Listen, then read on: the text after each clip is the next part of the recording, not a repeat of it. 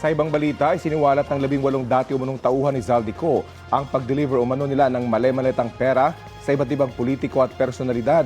Kabilang dyan sina Pangulong Bongbong Marcos, dating House Speaker Martin Romualdez at iba pang nasa gobyerno. Balitang hatid ni Oscar Oida.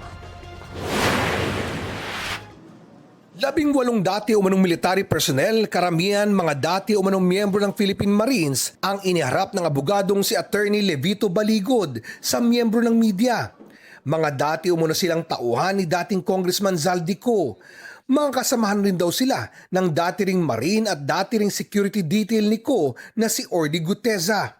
Tulad ng inilahad ni Guteza noon sa Senate Blue Ribbon Committee, kwinento ng mga Marines ang paghahatid ng basura o yung mali-maletang pera sa ilang mambabatas, politiko at iba pang mga personalidad mula September 2022 hanggang unang bahagi ng 2025. Hindi pa nila nakukuha ang kontrata ay nag-uumpisa na silang mag-remit kay Ginoong Zaldico doon sa kanyang bahay sa Pasig City.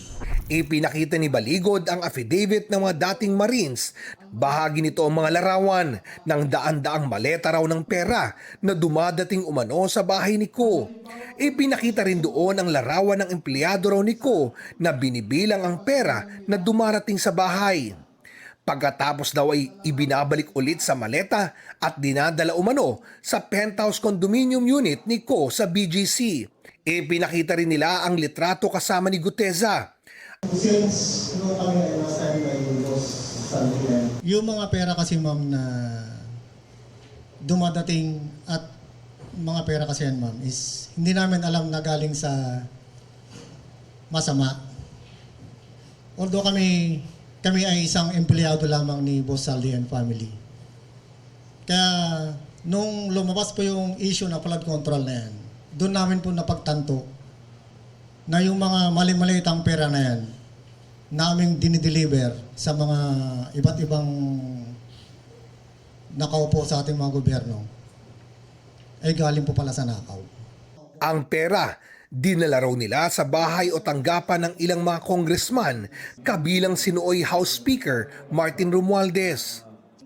Nabanggit din sa nasabing presko ng umunay naging partisipasyon ng ilan sa kanila sa operasyon ng ICC investigators sa Pilipinas. Inutusan daw ni Co ang ilan sa kanila na magsilbing driver sa ilang banyaga. Unang dumating ang mga ICC investigators sa Pilipinas noong December 2023. At bago mag-December 2023 ay inutusan sila na magpapalit ng peso to dollars. Dalawang maleta na ang bawat maleta ay may nilalaman na 56 million pesos. Kaya nakapagpalit sila ng equivalent to $2 million. Kalaunan ay napag-alaman daw nila na ang mga ito pala ICC investigators. Pati ang pangalan ni dating Senador Antonio Trillanes nabanggit patungkol dito. 4 na beses daw silang nag-deliver ng pera kay Trillanes para sa gastusin ng mga taga-ICC. Ang mga ICC investigator nag-ikot daw sa iba-ibang lugar para kausapin ang mga unang biktima ng extrajudicial killings noong panahon ni dating Pangulong Rodrigo Duterte. Pero puro mga witness na inirefer ni Trillanes lamang daw ang ini-interview ng ICC investigators. Nagkaroon pa raw ng pagpupulong ang mga ICC investigator sa bahay umano ni dating Justice Secretary Boying Remulla kasama si Trillanes at dating PNP Chief Nick Torre. The ICC investigators themselves committed graft and corruption. Dahil bakit hinayaan nilang lahat ng sasakyan, lahat ng pagkain, lahat ng accommodations nila ay sinagot ng mga tao na kilala naman nila na kalaban ng kanilang iniimbestigahan. Ayon kay Baligod, marami pa daw ibang impormasyon ang nakasaad sa affidavit ng mga dating sundalo na isusumite daw nila sa Office of the Ombudsman. Magsusumite din daw sila nito sa ICC. So that ICC will know how the ICC investigators conducted themselves in the Philippines. Kasunod ng mga paratang na ito, naghain na si Senadora Amy Marcos ng resolusyon sa Senado para manawagan ng imbestigasyon. Dito natin buksan sa Senado at suriin ang maleta ng katotohanan. Hindi maaring trial by publicity ang mangyari. Hindi maaring ang institusyon ng Senado at pati na rin ang Kongreso at ang dangal ng bawat halal ng bayan, Senado man o Kongresista, ay mayurakan ng walang kalaban-laban.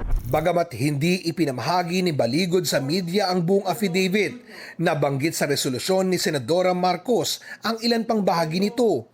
Kabilang dito ang paghahatid daw ng mga ex-marines ng pera, hindi lang kay Romualdez, kundi maging sa ilang miyembro ng House Representatives tuwing may Quadcom hearings, pati na sa ilang miyembro ng Senado, pero hindi binanggit sa resolusyon kung sino-sino ang mga ito. Tinukoy din dito si Congressman Edwin Guardiola na isa raw sa mga naghatid ng pera sa bahay ni Ko sa Pasig. Binanggit din sa resolusyon ang aligasyon ng isa sa mga ex-military personnel na isinama siya ni Ko sa paghahatid ng pera sa bahay ni Pangulong Bongbong Marcos at First Lady Lisa Marcos sa Ilocos Norte.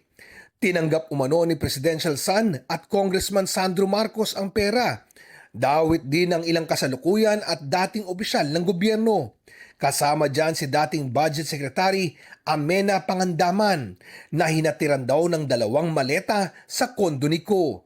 Pati na si dating DPWH Secretary Manuel Bonoan na hinatiran daw nila ng 8 maleta. Nakita rin daw nila ng abutan umano ng paper bag si National Security Advisor Eduardo Año matapos ang isang pulong kasama ni Ko, Romualdez at Congresswoman Laila de Lima.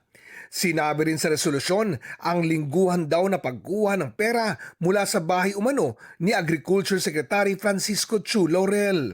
Ganon din si Bureau of Corrections Chief Gregorio Catapang na umunoy naghatid ng pera sa basement ng isang hotel sa BGC. Sakaling humarap sa Senado ang mga dating military personnel, umaasa daw si Marcos na poprotektahan sila. Oscar Oida, nagbabalita para sa GMA Integrated News. Ang sagot at reaksyon ng ilan sa mga nabanggit sa aligasyon ng mga dati umunong sundalo, ihatid namin maya-maya.